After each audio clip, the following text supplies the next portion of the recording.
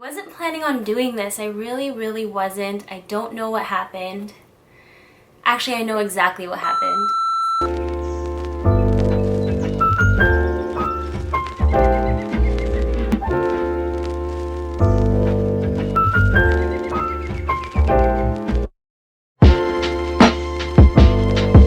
What's up guys, A to the bed here. Today we are doing an unboxing and it's pretty exciting, at least for me.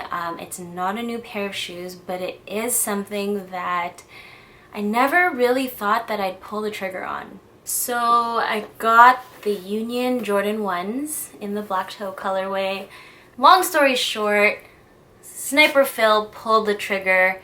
They don't call him Sniper for nothing. And he came home with a pair in his size. And I don't know about you, but personally, whenever I see him get something that I already kind of want in my mind, I want it even more. So it's kind of that like sneaker couple mentality, which I don't even like going out and matching sneakers, but when he has something that I want, like I want it even more.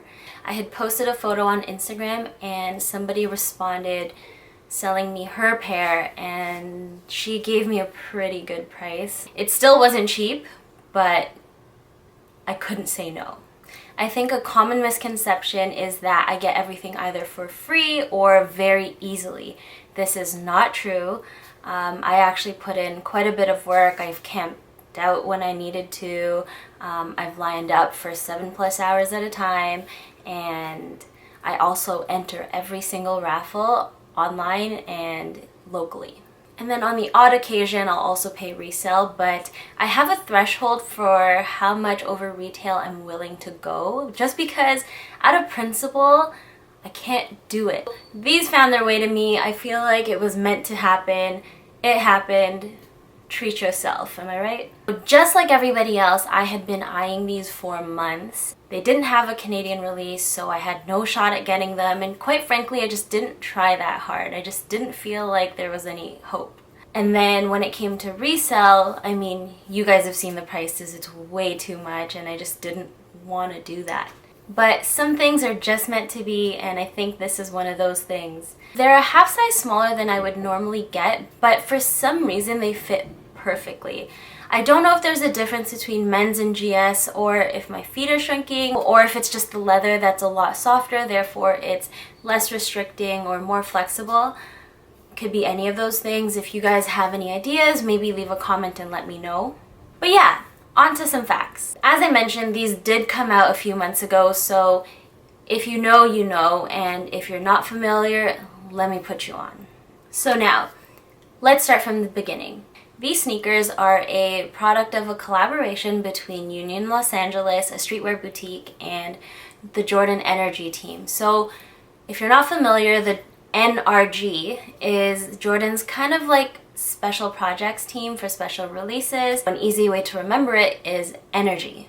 They dropped 2 colorways of the shoe, the BLACKTOE, which we have here, and then the Storm Blue, along with an apparel line. So the concept was led by the owner, Chris Gibbs, and we see a reflection of his love for all things vintage, a little bit lived in, and he even launched the campaign with a video taking place at the Rose Bowl in California, where they had set up a tent and these guys were selling Union Jordan 1s. And at the time, like, nobody had seen them yet, and they were selling them for something stupid cheap, like $80. He even had Sean Wotherspoon and Emily Oberg come in, and they were confused as hell. Obviously, we know now that this was fake, but personally, if I was in that scenario and someone was trying to sell me a sneaker that I had heard of but never seen for a price that was way too good to be true, I probably would have got, because I would have just been like, I'm not trying to spend $80 on fake shoes. Like, I don't know for sure. How could you trust something like that? Anyway, if any of you copped, let me know as well, because that would be fucking crazy. Back to the shoe. It represents the Jordan 1 and the person who loves it so much that they would repair it after it broke. So we see kind of a mashup of the top part of one shoe and the bottom part of another shoe. Think of it like a chopped and screwed sneaker. I kind of think it looks a little Frankenstein-y myself. Each of the sneakers is a combination of two colorways, so my pair is a mashup of two OG colors from 1985. It's the white and natural gray on the top, and then on the bottom we have the white, black, and red, which we now know as the BLACKTOE. The other colorway is the top of the bread and the bottom of a new colorway that we haven't actually had before called Storm Blue. Like I said, he wanted to go with a vintage feel, so he really wanted to replicate like an older, worn-in look and feel, closer to the 1985 OG. We see here that the midsole is yellow, which is not new. We've seen that on other models such as the Nigel Sylvester's, Virgil's Off-White collection, some old Nike SB Blazers, some Adidas Stan Smiths.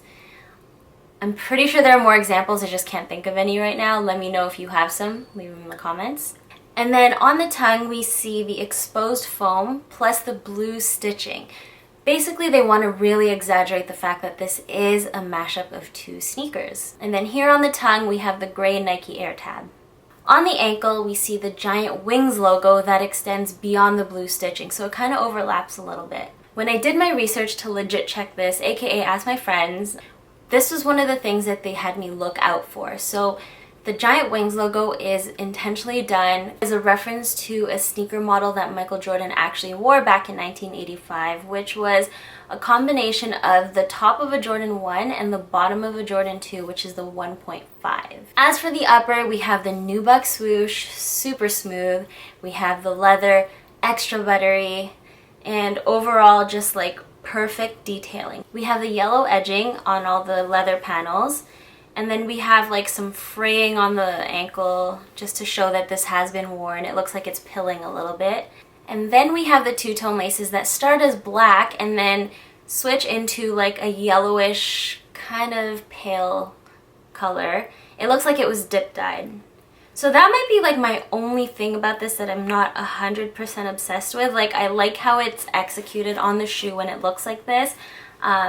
However, I see this being a problem if I decide like I don't want to tie them or if I want to kind of switch up the lacing a little bit. And then of course we have the Union LA yellow tab on the ankle underneath the wings logo. Quite frankly, I'm still kind of getting used to getting full men's quality because I've been wearing GS almost my whole life, and then anything women's that I've worn has been like performance. As for the box is probably one of my favorite things about the shoe. So if you've ever seen other Energy releases, you've probably seen this type of box. This one is a little bit different though. The top of this looks like basically any other Energy box, but the difference is the bottom half of the box is from a Jordan 1 box. As for the comparison between my pair and the men's pair, to me it looks identical. It is a men's 5, it's not a GS 5, so there is a difference in that. On the inside of the sneaker, on the actual insoles, we see sketches that we also see on the tissue paper that's inside the box. So these sketches were done by one of the designers of the Jordan Energy team, Jordan Savovici. Sorry in advance if I'm saying your name wrong. Not that you're watching this. He did the sketches for the tissue paper, and the tissue paper itself is such a beautiful detail. I feel like Union and the Jordan team really killed this sneaker. This is probably going to be one of the best sneakers in history. Personal opinion. Anyway, that's all for this video. If you made it to the end, shout out to you. You are a real one. I appreciate you. Thanks for watching. Please be sure to hit that thumbs up, hit that subscribe button, leave a comment, tell your friends. And let me know what you thought about this. I'll see you guys next time.